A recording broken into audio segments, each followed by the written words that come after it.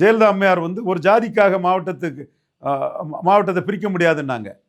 நீங்கள் ஒரு ஜாதிக்காக இடஒதுக்கீட்டை பிரிச்சிங்க. ஜாதிவாரி கணக்கெடுப்பு நடத்தி அந்த ஜாதிக்கு 12% கொடுத்தா தப்பு இல்லை. இன்னைக்கு அந்த ஜாதிக்கு சமநீதிக்கான எடப்பாடியிலே வந்து நாளைக்கு குரல் கொடுக்க தயாராக இருக்கிறேன்.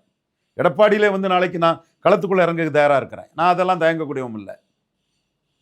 அப்போ இன்னைக்குள்ள அதிமுகவின் தன்மை வேற, எம்ஜிஆர் ஜெயலலிதா அதிமுகவின் தன்மை வேற.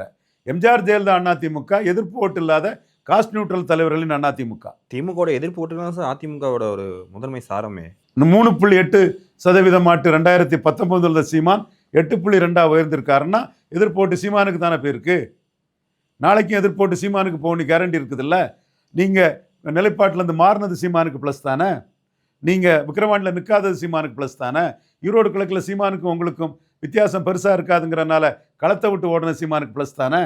நான் எதையா தப்பாக சொல்கிறேன், எதையா தரவுகள் இல்லாமல் சொல்கிறேன், பின்னர் டிப்பில் தரவுகளை வச்சுட்டு பேசுகிறேன்.